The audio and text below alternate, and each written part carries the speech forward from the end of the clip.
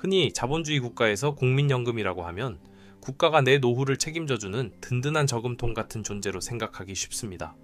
하지만 이 시스템의 숨겨진 본질을 들여다보면 내가 낸 돈을 고스란히 저축해 두었다가 나중에 그대로 꺼내 쓰는 구조가 결코 아닙니다.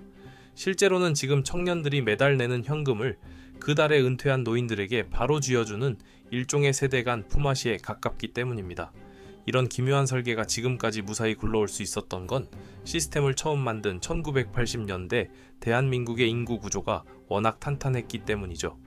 당시에는 돈을 낼 젊은이들이 사방에 넘쳐났고 경제도 고성장했던 반면 연금을 받을 노인 인구와 평균 수명은 그리 길지 않았습니다. 한마디로 들어오는 돈은 강물처럼 넘치는데 타갈 사람은 적으니 딱히 머리를 쓰지 않아도 잔고가 저절로 쌓이던 황금기였던 셈입니다. 문제는 지금 대한민국이 인류 역사상 그 어떤 나라보다도 가장 빠르게 늙어가며 기존의 설계 공식이 통째로 깨지고 있다는 사실입니다. 전 세계 압도적 꼴찌를 기록 중인 출산율은 돈을 채워 넣을 공급자를 줄이고 있고 의학의 발달은 연금을 타갈 수요자의 수명을 늘려놓았습니다. 이처럼 돈 버는 사람은 사라지는데 써야 할 사람은 폭발적으로 늘어나면서 결국 연금 재정은 장기적으로 큰 압박을 받을 가능성이 높아집니다. 상황이 이렇다 보니 정부는 틈만 나면 대책이랍시고 보험료율을 올리거나 연금 받는 나이를 뒤로 늦추는 개혁안을 들이밉니다. 하지만 이런 조치들은 재정 부담을 완화하는 데에는 도움이 되지만 구조적인 문제를 완전히 해결하기에는 한계가 있다는 지적도 끊이지 않습니다. 그렇다면 우리가 진짜 마주하게 될 미래는 무엇일까요? 여기서 우리가 배워가야 할 첫 번째 유익한 개념이 바로 적립식에서 부가 성격 강화로의 변화입니다. 지금처럼 기금을 쌓아두고 그 돈을 굴려서 주는 방식을 적립식이라고 하는데 전문가들은 기금이 줄어들 경우 점차 그에 필요한 재원을 그에 조달하는 비중이 커질 수 있다고 전망합니다. 이는 완전한 부가 방식으로의 급격한 전환이라기보다는 기존 구조 안에서 부담 방식이 조정되는 형태에 가깝습니다. 실제로 국회예산정책처나 재정추계보고서 등의 시나리오를 보면 이러한 변화가 진행될 경우 미래 세대의 부담 수준이 상당히 증가할 수 있다는 경고가 나옵니다. 물론 국가가 무작정 국민들의 월급에서 이 엄청난 금액을 다 뜯어가겠다고 정책을 확정 지은 것은 아니며 이는 어디까지나 여러 가정에 기반한 시뮬레이션입니다. 하지만 만약 이 시나리오가 현실화된다면 청년 세대의 근로소득 중 상당한 부분을 노년 세대의 부양비로 부담하게 될 가능성도 아예 배제할 수는 없습니다. 여기에 소득세와 건강보험료까지 줄줄이 얹어져 그 부담이 가속화될 가능성이 높기 때문에 월급이 통장에 찍히기도 전에 사라질 수 있다는 우려가 계속해서 나오는 것입니다. 상황이 이렇게 흘러갈 가능성이 커진다면 과연 저출산 고령화 시대를 살아갈 미래의 청년들이 이 무거운 청구서를 순순히 받아들이며 군말 없이 일하는 환경이 조성될까요?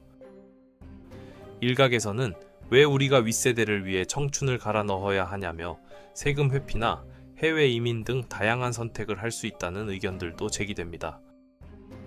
만약 나라를 이끌어갈 핵심 인재와 자본이 해외로 빠져나가는 흐름이 커진다면 국가의 성장 동력에도 치명적인 영향을 줄 수 있습니다.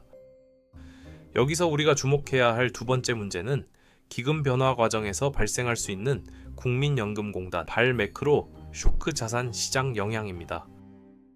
국민연금공단은 전 세계 자산 시장에서 큰 비중을 차지하는 초대형 투자자이기 때문에 재정 대응 과정에서 자산 매각이나 포트폴리오 조정이 이루어질 경우 시장에 큰 충격을 줄 수 있습니다. 국내 증시를 지탱하던 주요 투자 주체의 움직임이 변화하면 자산 시장의 변동성이 걷잡을 수 없이 커질 수 있고 이는 국가 신용대도 일부 영향을 줄 수 있습니다. 현재 외국인들의 놀이터가 되어가는 국내 증시와 환율만 보아도 얼핏 체감할 수 있죠. 이처럼 나라 전체가 재정적 압박을 크게 받을 때 정부는 국채 발행 확대나 재정 조정 등 다양한 대응 수단을 검토하게 됩니다.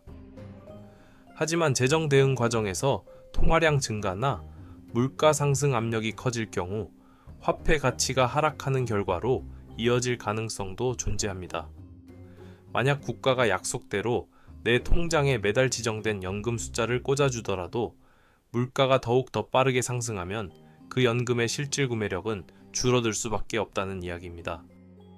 즉, 숫자는 유지되더라도 실질 가치는 완전히 달라질 수 있다는 점이 우리가 반드시 기억해야 할 핵심 변수입니다. 그렇다면 우리는 국가 시스템의 후폭풍, 이 거대한 파도 앞에서 어떻게 대비해야 할까요? 국민연금만 믿고 노후를 방치하는 대신 내 자산을 스스로 방어할 수 있는 개인연금, 퇴직연금과 실물자산 배분 등으로 포트폴리오를 다변화해야 합니다. 여러분은 국민연금 시스템이 앞으로도 지금처럼 개혁을 여러 번 거치며 유지될 수 있을 것이라고 보시나요? 아니면 구조적 변화가 불가피하다고 보시나요?